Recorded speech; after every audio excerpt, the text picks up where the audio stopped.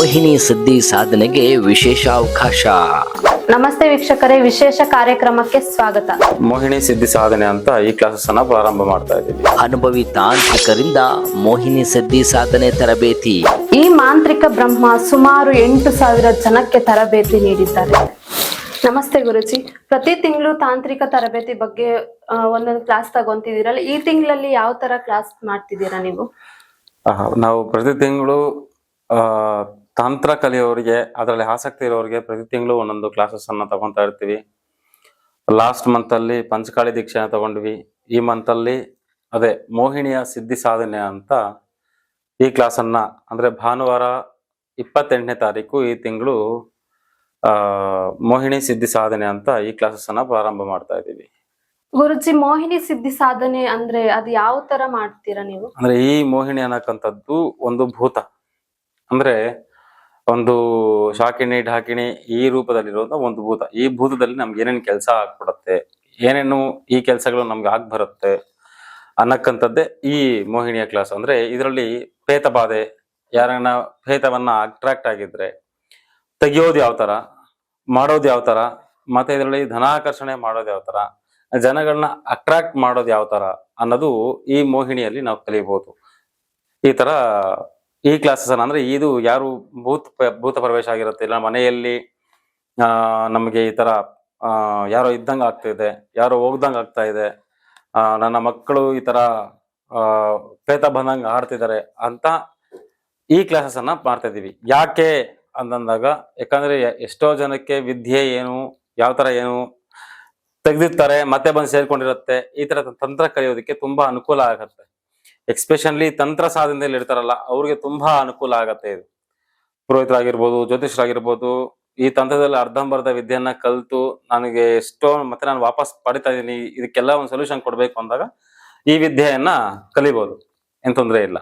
ಈ ಇದು ಗುರುಜಿ ಎಷ್ಟು ದಿನದಲ್ಲಿ ತರಬೇತಿ ಕೊಡ್ತಿದ್ದೀರಾ ನೀವು? ಇದು ಭಾನುವಾರ ಶ್ರೀರಂಗಪಟ್ಟಣದಲ್ಲಿ ಬೆಳಗ್ಗೆ 10 ಗಂಟೆಯಿಂದ ರಾತ್ರಿ 8 ಗಂಟೆವರೆಗೂ ಇರುತ್ತೆ. ಅಲ್ಲೇ ದೀಕ್ಷೆಯನ್ನ ಕೊಟ್ಟು, ಮೋಹಿನಿ ದೀಕ್ಷೆಯನ್ನ ಕೊಟ್ಟು, ಮತ್ತೆ ಅವರಿಗೆ ಯಾವ ತರ ಮಾಡ್ಬೇಕು, ಪ್ರಾಕ್ಟಿಕಲ್ ಮತ್ತೆ ಥಿಯರಿ ಎರಡು. ಯಾಕಂದ್ರೆ ಬೋರ್ಡ್ ಮೇಲೆ ಸುಮ್ಮನೆ ಬರ್ದ್ರೆ ಅರ್ಥ ಆಗಲ್ಲ.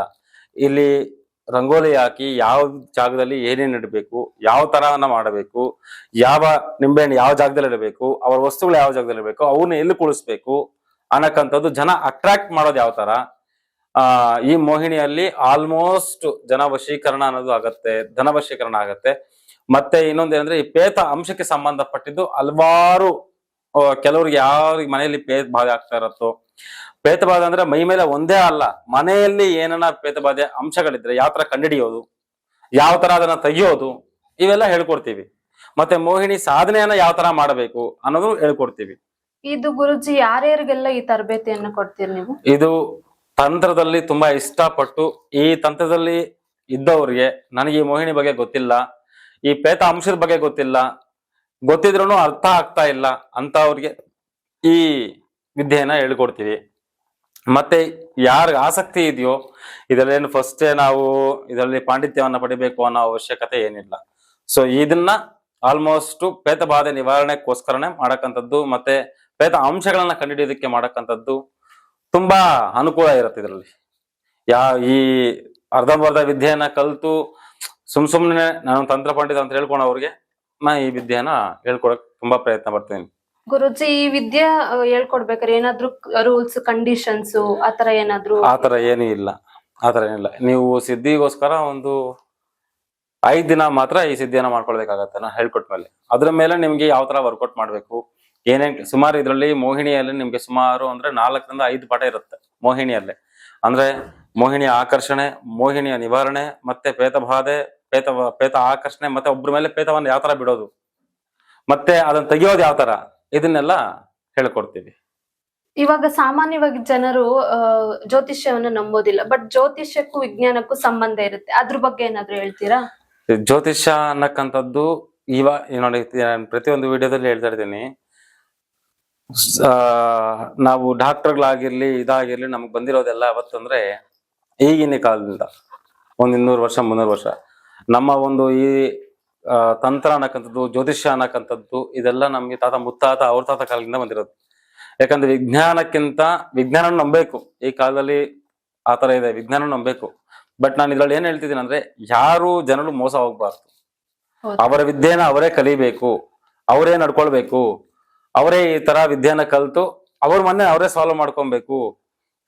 ಮತ್ತೆ ಕಲಿಯೋರು ಯಾರು ಅರ್ಧಂಬರ್ಧ ಕಲ್ತಿರ್ತಾರೋ ಸೊ ಅವ್ರಿಗೆಲ್ಲ ವಿದ್ಯೆ ದಾನ ಮಾಡ್ಬೇಕು.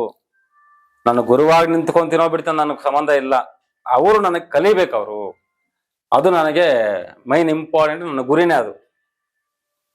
ಗುರುಜಿ ಅವರೇ, ಇದಕ್ಕೆ ಈ ತರಬೇತಿಗೆ ನೀವು ಎಷ್ಟು ಚಾರ್ಜ್ ಮಾಡ್ಬೋದು? ಸರಿ, ನಾನು ಪ್ರತಿಯೊಂದ್ರಲ್ಲೂ ಯಾಕೆ ನಾನು ಚಾರ್ಜಸ್ ಮಾಡಿ ದುಡ್ಡು ಮಾಡ್ತಾ ಇದ್ದೀನಿ, ಮತ್ತೆ ಕ್ಲಾಸಸ್ ಹೇಳ್ಕೊಟ್ಟು ದುಡ್ಡು ಮಾಡ್ತಾ ಇದ್ದೀನಿ ಅಂತ ಯಾಕೆ ಮಾಡಿ, ನಾನು ಆಫೀಸ್ ಮಾಡಿದ್ದೀನಿ, ನನಗೂ ಎಲ್ಲ ತರ ಇರುತ್ತೆ, ವಿದ್ಯಾದಾನ ಮಾಡ್ತಾ ಇದ್ದೀನಿ.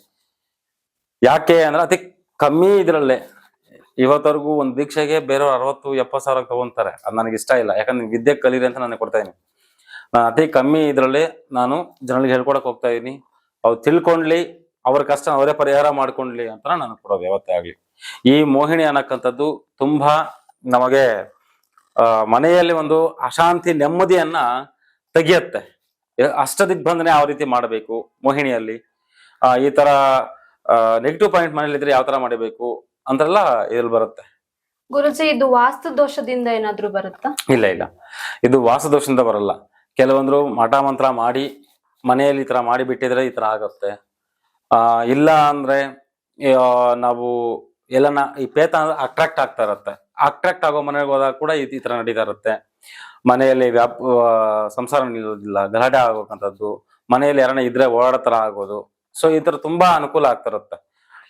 ಅನಾನುಕೂಲನೂ ಆಗುತ್ತೆ, ಅನುಕೂಲನೂ ಆಗುತ್ತೆ. ಸೊ ನಾವೇನ್ ಮೋಹಿನಿ ಏನಂತೆ, ಅನುಕೂಲ ಯಾವ ರೀತಿ ಪಡ್ಕೊಳ್ಬೇಕು, ಅನಾನುಕೂಲವನ್ನ ದೂರ ಇಡಿ, ಅನುಕೂಲವನ್ನ ಯಾವ ರೀತಿ ಪಡ್ಕೊಳ್ಬೇಕು ಅನ್ನೋದು ನಾನು ಇದ್ರಲ್ಲಿ ಹೇಳ್ಕೊಡ್ತೀನಿ. ಗುರುಜಿ, ಇದರಿಂದ ತುಂಬಾ ಜನ ದುರುಪಯೋಗ ಮಾಡ್ಕೊಂತಾರೆ, ಅದ್ರ ಬಗ್ಗೆ ನೀವೇನಾದ್ರೂ ಹೇಳ್ತೀರಾ? ನಮ್ಮ ಕ್ಲಾಸ್ ಅಲ್ಲಿ ಅವು ಸಾಧ್ಯ ಆಗೋದಿಲ್ಲ. ಯಾಕಂದ್ರೆ ನಾನು ದೀಕ್ಷೆ ಕೊಟ್ಟೆ ಕಲ್ಸಕ್ಕಂಥದ್ದು.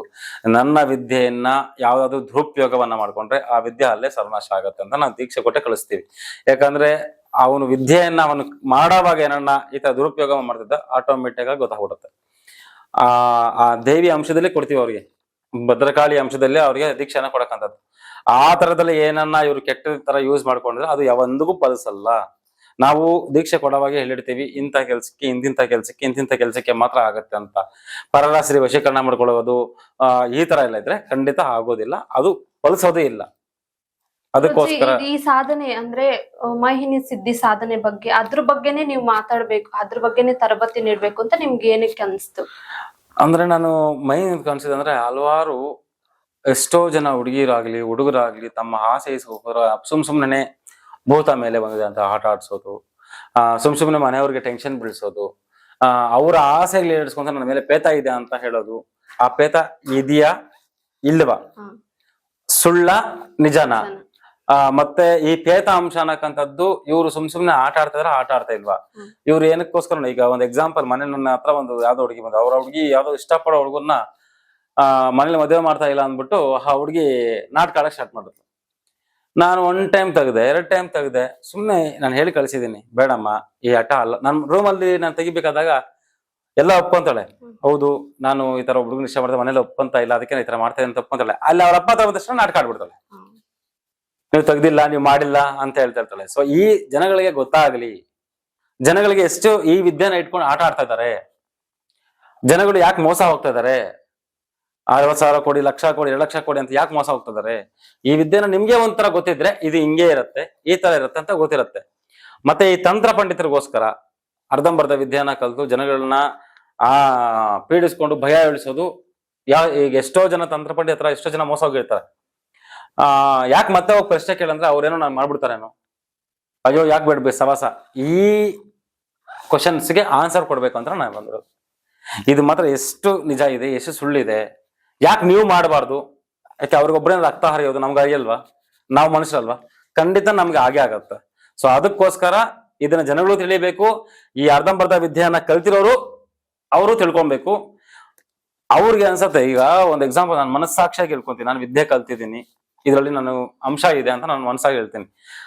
ಅವ್ರ ಆಪೋಸಿಟ್ ಅವರು ಅರ್ಧಂಬರ್ಧ ವಿದ್ಯೆ ಕಲ್ತಿರೋರು ಒಂದೇನೋ ಒಂದು ಯಾವ ತರ ಮನುಷ್ಯ ಬಂದ ತಕ್ಷಣ ಏನು ನೋಡ್ಕೊಂತೀನಿ, ನೀನ್ ತಲೆ ಕೆಡ್ಸ್ಕೊಂಬೇಡ, ನಾನು ಇದೀನಿ, ನಾನು ಅಂತವ್ನು ಇಂಥವ್ನು ಹೇಳ್ಬಿಟ್ಟು ಏನೋ ಒಂದು ನಿಂಬೆ ಸುಮ್ಮನೆ ಬಂಧಿಸ್ಬಿಟ್ಟು ಕೊಟ್ಟು ಕಳಿಸ್ಬಿಡ್ತಾರೆ.